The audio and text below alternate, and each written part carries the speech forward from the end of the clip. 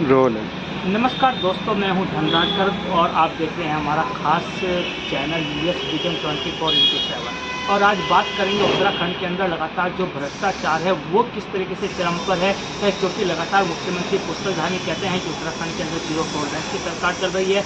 लेकिन आज एक व्यक्ति ऐसे हमारे साथ हैं जो कि पूरे प्रूफ के साथ कहने से भ्रष्टाचार को उजागर करने का काम करते हैं। लगातार कई बार इस तरह के जो भ्रष्टाचार हैं वो उजागर कर चुके हैं और आज एक बार फिर वो इसी तरह का भ्रष्टाचार जो कि परिवहन विभाग के अंदर हुआ है उसको उजागर करने के लिए आज एक कागजों के साथ यानी कि पूरे प्रूफ के साथ हमारे साथ मौजूद हैं। उनसे बात करें कि आखिर किस तरह का भ्रष्टाचार परिवहन विभाग में हुआ है।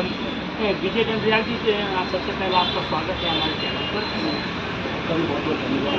विजय जी, जिस तरीके से देखा जाए आपने भ्रष्टाचार के आरोप परिवहन विभाग पर लगाए थे और आप न्यायालय भी पहुंचे थे, तो न्यायालय की तरफ से किस तरह का निर्णय लिया गया और किस तरीके से फटकार क्या कुछ आप खुद देखोगे कि ये छोटी गाड़ी है टाटा मैजिक और इसको दे दिया इन्होंने बस का परमिट, सिटी बस का परमिट। अब आप ये देखोगे कि कहीं से ये बस नज़र आती है। इसी बात को लेकर मेरे द्वारा जो है माननीय उच्च न्यायालय में जो है याचिका डाली गई। उस पर याचिका में माननीय उच्च न्यायालय द्वारा जो मुख्य न्यायाधीश थे उनके द्वारा जब ये चीज़ सब देखी गई तो उनके द्वारा खुद ये भौचक रह गई इस चीज़ को देख के कि ये छोटी सी गाड़ी को जिसमें तिरपाल लगा हुआ है और उसे इन्होंने बस बना के बस का परमिट दे दिया। तो कहीं ना कहीं बहस के दौरान उनके द्वारा खुद मुख्य न्यायाधीश द्वारा बताया गया इसमें कहीं ना कहीं जो है ये सीबीआई का मामला बनता है कि आपने एक छोटी सी गाड़ी 4 पहिए की जो तिरपाल से ढकी हुई है उसे कैसे आपने बस का परमिट दिया है। और दूसरा इनके द्वारा जब ये चीज़ देखी गई तो मुख्य न्यायाधीश द्वारा ये आदेश दिया गया कि तो आप जो है अभी आगे जो है इन छोटी गाड़ियों को बस का परमिट नहीं दोगे और जो भी परमिट अगर रिन्यूअल में होंगे तो उसको रिन्यूअल नहीं किया जाएगा। और उसके बावजूद एक बात और कही है, उन्हें 23 तारीख को जो सचिव परिवहन है उनको उपस्थित होने को कहा है और उनको वर्चुअल के माध्यम से ये बताना होगा मुख्य न्यायाधीश को ये छोटी गाड़ी को उन्होंने बस कैसे बना दी। चलिए, ये तो देखने वाली बात होगी कि जब सचिव वहाँ पर उपस्थित होंगे तो वर्चुअल माध्यम से तो वो किस तरीके से छोटी होंगी तो या कहा जाए छोटे मैजिक को किस तरीके से बदलाते तो तब देखने वाली बात होगी। लेकिन अभी ये कहा जाए कि यदि भ्रष्टाचार की बात की क्योंकि आपने बताया कि जो मैजिक है उनको बस का परमिट दिया जाएगा और अभी हाल ही में जब बस के टैक्स भी माफ़ किए गए थे क्योंकि आपके द्वारा अपील की गई थी मुख्यमंत्री जी से कि आपको घाटा हो रहा है। उसके बाद कहने के मुख्यमंत्री ने इस एक तरीके से कहा जाए कि आपको सहयोग किया था कि आपका टैक्स माफ़ किया जाए। लेकिन इसके पीछे क्या मंशा हो सकती है कि मैजिक को भी बस बना दिया गया? देखो, आपको ये देखा होगा कि यही छोटी गाड़ी जो आपने देखा होगा टाटा मैजिक जो है ये 8 सीटर और 10 सीटर, जबकि 10 सीटर की गाड़ी एक आपने देखा होगा ये भी है मैक्स है, ये मैक्स गाड़ी है। तो 10 सीटर गाड़ी है, ये भी टाटा मैजिक है तो टाटा मैजिक में मैक्स है ये।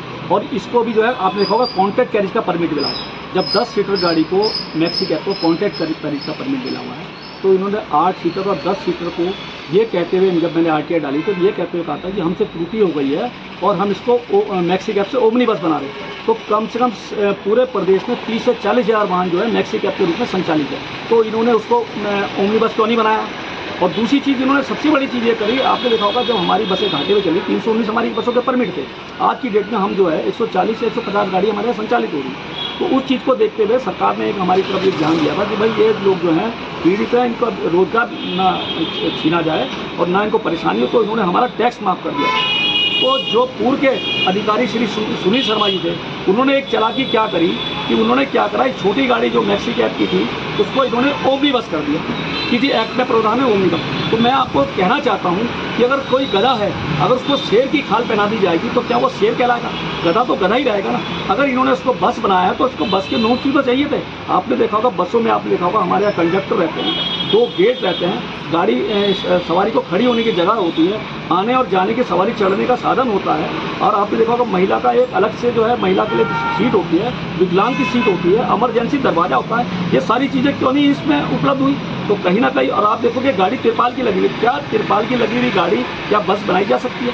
इसलिए मेरे द्वारा ये बार बार मांग की जा रही है कि इसमें सीबीआई जांच की मांग हो, जिससे कि प्रदेश के अंदर जो बहुत बड़ा भ्रष्टाचार जो परिवहन के अधिकारी द्वारा किया जा रहा है इस पर इसकी निष्पक्ष जाँच करें। बिल्कुल, जो पहले यहाँ पर परिवहन अधिकारी रह चुके हैं सुनील शर्मा, उन पर सीधा सीधा आरोप है कि जिस तरीके से जो मैजिक हैं उनको फ़ायदा पहुंचाने के लिए कहीं न कहीं उनको बस का रूप दिया गया है। लेकिन एक बड़ा बात इन्होंने कही है कि गधे को यदि शेर की खाल पहना दी जाए तो क्या गधा शेर बन जाएगा? इसका जवाब भी कहीं न कहीं परिवहन अधिकारी को देना होगा।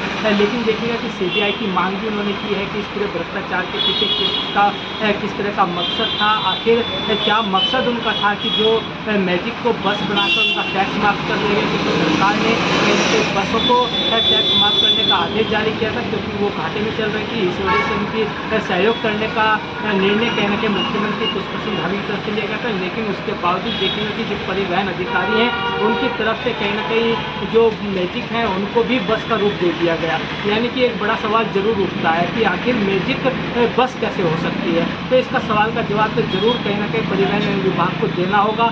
लेकिन जब न्यायालय के बीच विजय दंडियाल जी पहुँचे हैं तो न्यायालय ने भी कहीं न कहीं फटकार परिवहन विभाग को लगाई है और परिवहन सचिव को निर्देश दिए हैं कि जब अब की जो तारीख होगी, यानी कि जब सुनवाई होगी, उस पर वो वर्चुअल रूप से कोर्ट में पेश होंगे। अब देखने वाली बात होगी कि सचिव कोर्ट में पेश होकर किस तरीके से अपना पक्ष रखते हैं। क्या वो मैजिक को बस का रूप दे सकते हैं या नहीं दे सकते, या ना आने वाला वक्त बताएगा। लेकिन अभी विजय दंडियाल जी ने कहा है कि कहीं न कहीं करोड़ों का जो घोटाला है वो इसके पूरे खेल के अंदर नज़र आ रहा है, क्योंकि कहीं न कहीं ये बड़ा खेल राजधानी देहरादून के अंदर हुआ है।